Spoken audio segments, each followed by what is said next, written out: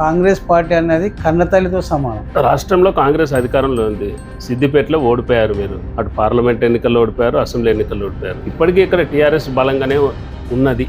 కారణం అంటే మీలో ఐక్యత లేకపోవడమేనా? మాలో అందరు ఐక్యత ఉన్నారన్న, ఎవ్వరికి ఎవరు లేరు. కాకపోతే మా దాంట్లో మాకు చిల్లర చేసుకుంటా పోయిన కొద్దీ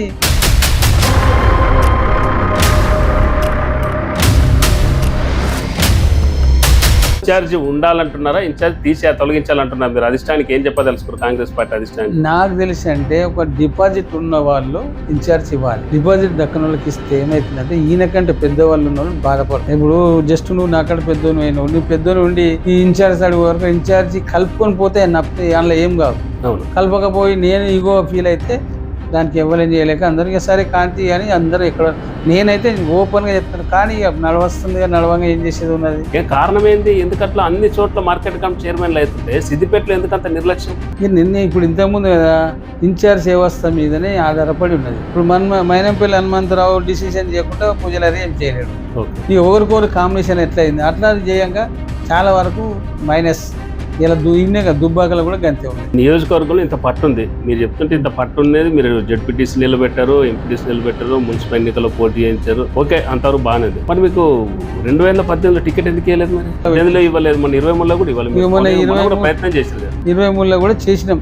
దాంట్లో ప్రయత్నం చేస్తున్నాం. ఎవరి ప్రయత్నం వాళ్ళు చేయక సరే వాళ్ళకి ఎక్కువ లాభం అయిందో ఎక్కువ ఏదో జరిగింది దానికి నేను లాభం అంటే ఏ రకమైన లాభం? డబ్బులు తీసుకొని ఇచ్చారా టికెట్లు ఏమన్నా?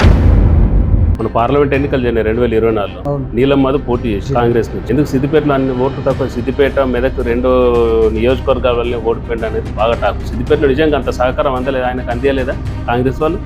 కార్యకర్తలు కింది స్థాయిలో చేయొచ్చు, పాపం వాళ్ళు చేయొచ్చు. నాయకులుగా చలామణి అయ్యేటోళ్ళు మాత్రమే ఆయనకు చేయించింది అనేది ఒక అపవాదం. ఏమంటారు అది? నేను అనేది ఏంటంటే ఒక సీనియర్ జర్నలిస్ట్, ఫస్ట్ వీళ్ళంతా జూనియర్లు ఉన్నారు. సీనియర్లను ఎవరిని కూర్చోబెట్టి మాట్లాడిన నీలమ్మ ఎవరిని కూర్చోబెట్టలేదు. ఆయనకు ఒక ఇన్ఛార్జిగా మైనంపల్లికి చేతికి దేవులు హరికృష్ణ. వీళ్ళు చెప్పిందే వీళ్ళు నడిచిండ్రు. ఇలా నిజంగా కూడా దానికైతే కేవలం సిద్దిపేటనే కావాలని చెప్తాను. బాగా చెప్తాను, దాని రుబాబు కాదు. ఎందు గురించి చెప్తాను ఏంటంటే దాని గురించి కావాలని అంతే కదా. టీడీపీలో జరగ న్యాయం హనుమంతరావుతో కాంగ్రెస్ లోకి వస్తే జరుగుతాను మీరు ఎట్లా అనుకున్నారు? మేమెందుకు అనుకున్నాం? మీకు పెద్దది హనుమంతరావు అని చెప్తున్నారు, మీరే చెప్తున్నారు. హరికృష్ణ తర్వాత మాకు పెద్దది ఆయనే. మాకు పెద్దది కాదు ఈ పార్టీ, కాంగ్రెస్ పార్టీ పెద్దది సిద్దిపేట దిక్కు. నాకైతే కాదు. మీరు పార్టీలో ఉన్నారు కదా, మీరు కూడా రాష్ట్ర కమిటీలో ఉన్నారు కదా. పని ఉన్నది. నేను రాష్ట్రంలో టీబీసీ నెంబర్ అని ఇంతవరకు వాళ్ళకే గుర్తులేదు. అటువంటి నేను ఉన్నట్టే లేకున్నట్టే.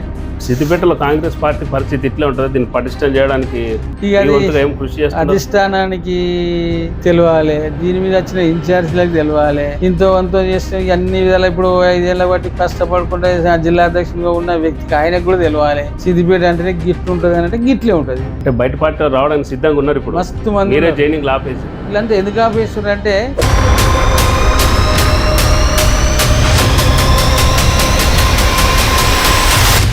హనుమంతరావు వచ్చిన తర్వాత పార్టీ ఏమైనా ఇంప్రూవ్ అయిందా? ఆయన విలువలేం పోలేదంటే అర్థం చేసుకో. ఆయన విలువకపోవచ్చు మిమ్మల్ని. మీకేమన్నా కనబడుతుందా ఆయన వచ్చిన తర్వాత పార్టీ ఏమన్నా డెవలప్ అయినట్టు కనబడుతుందా? ఏమీ కాలేదు. ఎందరో మస్తుగా చెప్పుకుంటున్నారు కావచ్చు. ఆయన ఏమన్నా అనుకోని నాకేం అభ్యంతరం లేదు. నేను ఇప్పుడు ఆయన నాకు మోసం చేసిన నీకు చేసినాను కాదు. ఇష్యూ అయితే ఆయన చేసేవాళ్ళన్నా. ఇప్పుడు ఏం చెప్తారు? ఇన్ఛార్జ్ ఉంటున్నారా? తీసేయమంటారు? తీసేయాలి. తీసేస్తేనే కాంగ్రెస్ బాగుపడుతుంది. లేదంటారు వాళ్ళకు ఒక మంచి బాధ్యత అప్పచెప్పని పెట్టారు. ఈ వ్యవస్థ చేయగానే అందుకోసమే ఇన్ఛార్జ్ వ్యవస్థ ఖరాబ్ చేసింది కాంగ్రెస్ పార్టీ అని చెప్తున్నాను. నిజంగా సార్ మున్సిపల్ ఎన్నికల్లో 43 వార్డులకు 43 దొరుకుతారా? ఈ పార్టీలో ఉన్నారా? ఖచ్చితంగా తెచ్చుకోవడమేనా? బరాబరి దొరకబడతాం, బరాబరి లేబెడతా, ఇచ్చిపెడతాను అయింది. ఇప్పుడు స్థానిక ఎన్నికల్లో నేనేందో చాట చూస్తా. ఖచ్చితంగా కార్యకర్తలు అందరు ఏకదాటి చేద్దాం. కానీ ఇప్పుడు ఇంత అవకాశాన్ని మేము గెలిపించుకోకపోతే మాకు ఎనడత్తది. ఎట్టి పరిస్థితుల్లో మేము ఈసారి మున్సిపాలిటీ కొట్టడమే మాకు జయం.